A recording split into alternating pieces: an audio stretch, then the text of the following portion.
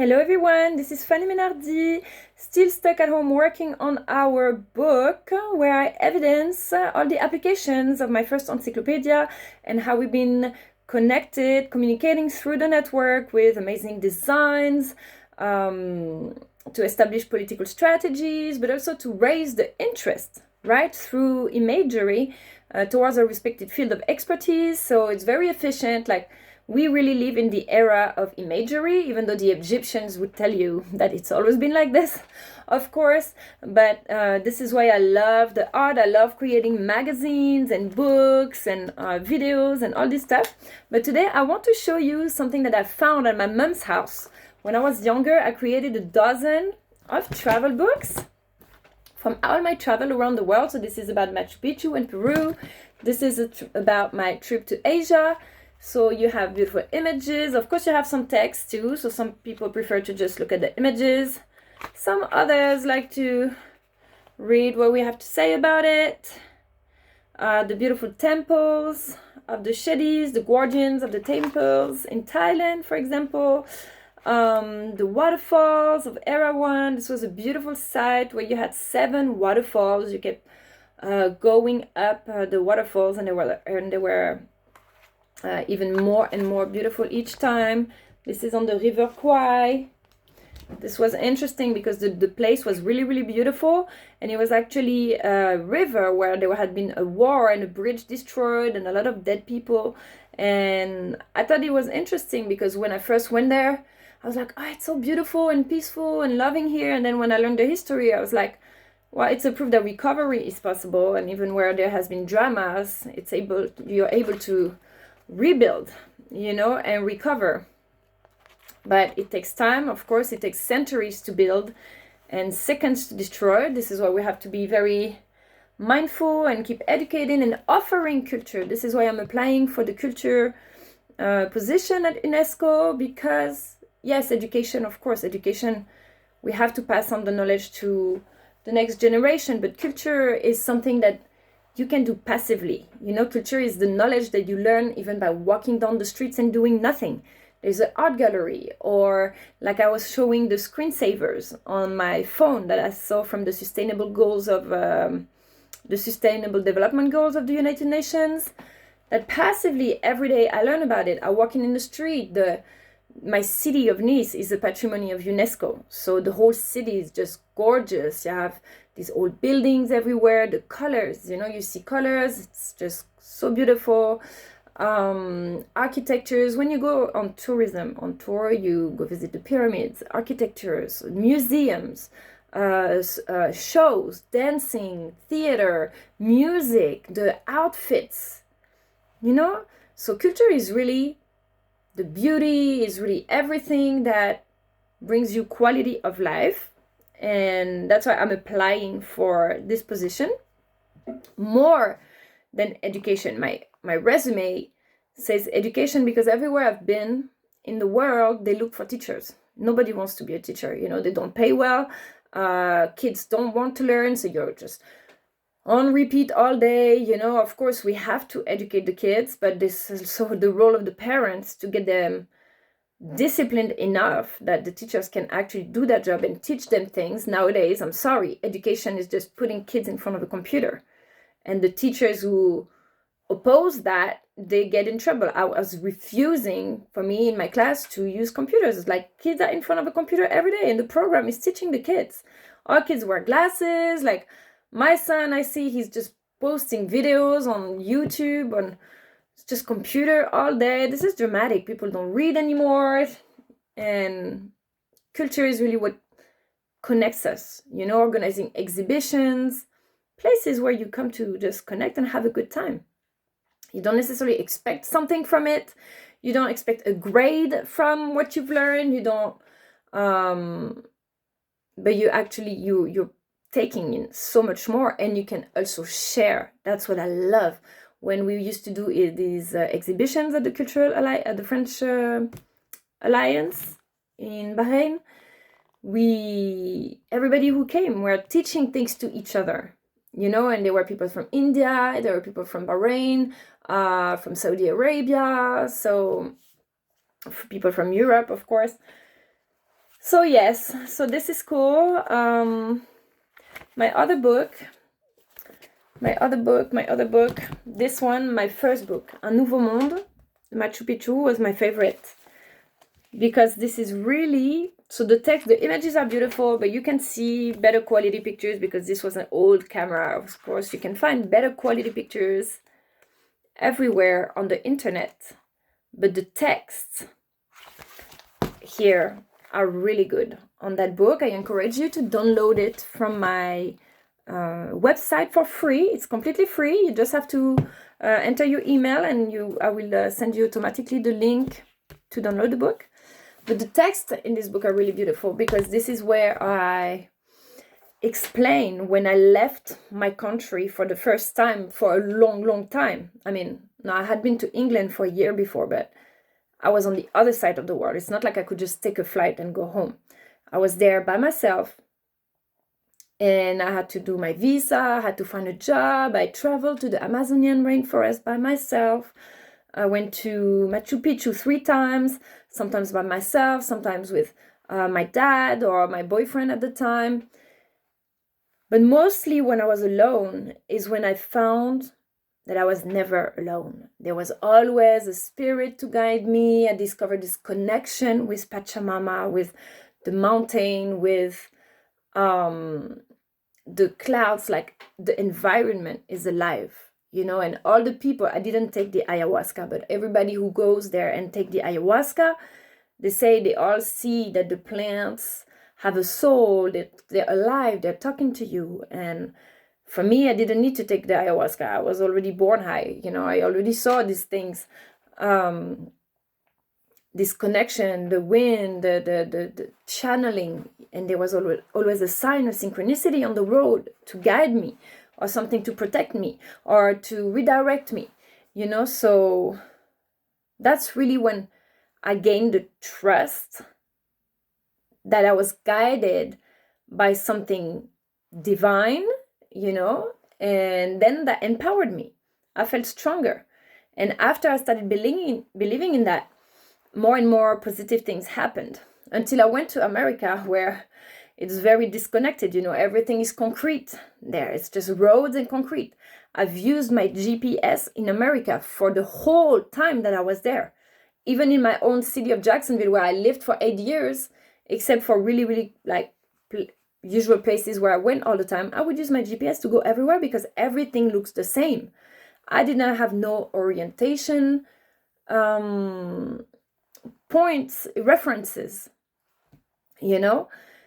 And so of course it diminishes the skills of the people, because then you're completely depending on your phone, you're completely depending on AI and the maps, and then we become less and less skills. Our IQ diminishes, and then you cut this connection with the environment. This is why people are so disconnected in America and so angry, and they don't understand other cultures. They're scared of Muslim cultures. All they see is technology and money and productivity. How much, the rendering, you know, even when you're a teacher, what did you produce? How much? The data, even in school, the data, every day we had to post our data of what, like, you know. So in Europe, it's a lot different. We're more into the connection to people and going outside and enjoying the journey more than the result, you know. But when your journey is just on repeat and repeat and repeat all the time, this is when we have to come together to improve it. Otherwise, it's just the same story that you hear on repeat and there's no evolution. So that's it, guys. That was my little hello for today, and renewed application for the UNESCO.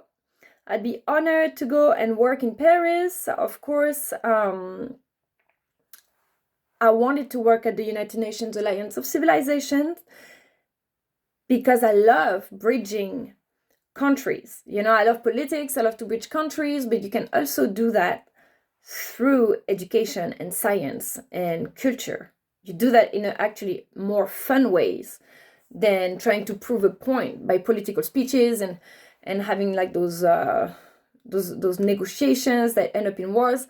I know eventually when I will go and work for the United States government, we will do that. But I know culture is a great way to do this in a fun way, and life should be fun. It shouldn't be just about working all the time, because you go crazy. Right now I'm going crazy being back here in the mountain working on this book. I'm honored that I have to write this book. I'm so grateful for all the US government and everyone who participates, providing this great content that benefits everyone. And I'm writing about it to evidence it, of course.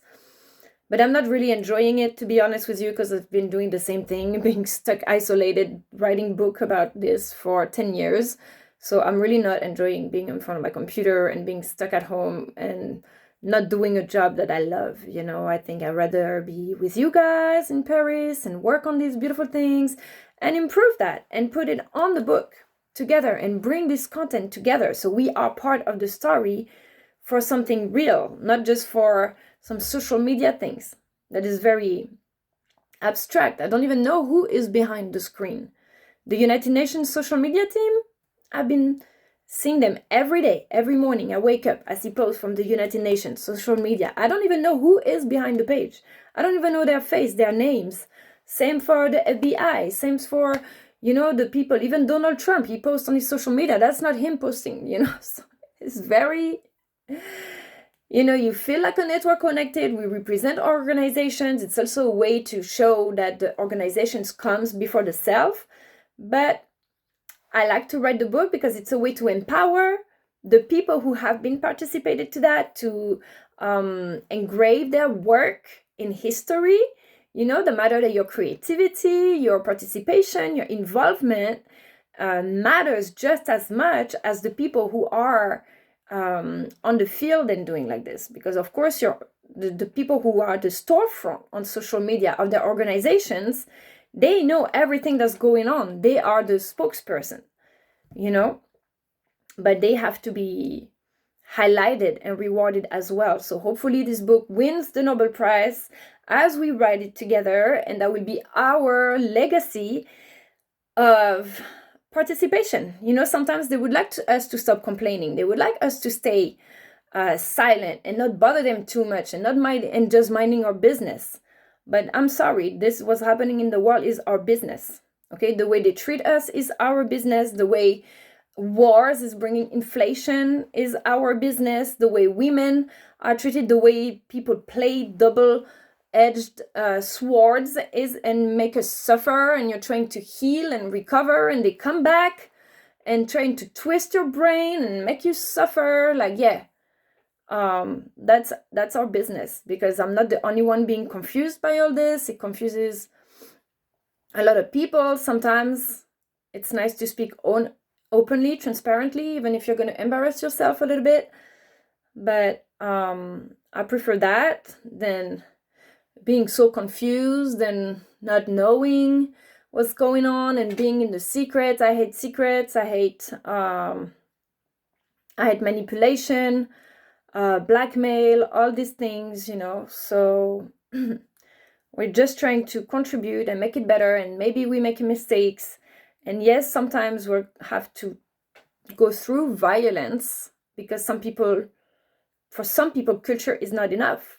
The dictators in Iran who torture their people, they don't listen to the manifestations in the streets. In Afghanistan for 5 years, the Taliban took over. They are fleeing the country. Girls can go to school, but they're still there. Nobody's keeping them accountable or doing anything, even though there's been thousands of speeches from the Secretary General of the United Nations to say that they have to go back to school. And Mr. El Enani from UNESCO, who just posted also that some people millions of people are out of schools. Yeah, we know it, but if they don't care, some people don't care. So at some point we have to keep them accountable. And if they can't do it in a peaceful way, we're going to annihilate them. And I'm 100% in favor of that, because if someone would come here and start killing your family or enter your house and start taking your belongings or things like this, that you wouldn't be like, oh, it's okay, I'm just gonna make a speech about it. You would like someone to go and blow up their freaking brain. Yeah, I know it's horrible to say that, but that's just how it works. The International Criminal Court, like, what are they doing? Like, the Prime Minister of Israel, he's been killing millions of people in his own land because they're of a different religion, and still the American government is working with them. I don't understand. Yes, he's helping cancel terrorism in the Middle East. That's a good thing because he's trying to buy back his reputation after committing a genocide. But in the meanwhile, we gave him his chance many times to do a ceasefire. We gave him his chance to January 8th, I think, that this man was appointed to start the reconstruction plan of Gaza. Okay, so that was good news. We're almost gonna forget and forgive. But they're still bombing. Like, he had many chances to do a ceasefire and to manipulate our mind to tell us that he was punishing Hamas for what they did. We could almost believe it. Yeah, that cost me a Nobel Prize last year to believe it. You know? But he continues. He continues. You go on X and you have all these people, the Palestinians, posting every day. They have babies, they have kids, and they're still starving, they're still getting sick, they're still getting bombed. I think they understand the lesson. Like, so yes, that's the thing. I think that we need more culture. We're all angry. There's a panic, chaos all around the world with wars. And let me just ask you, when do you feel good? You know, when do you feel good? When you're on social media looking at the news, or when you're outside with your people doing cool things, going to events, drinking, eating, having conversations, you know? And if you're bored in your conversations with those people, this is why you have UNESCO, this is why you have art galleries or clubs where you can gather with like-minded people, where you can have those type of conversations, and you choose where and when you're available mentally to do that. And the more you force yourself to go out and socialize, because I would never by myself go to an event of culture, but I was working at the Alliance Française, so that was my job to go there.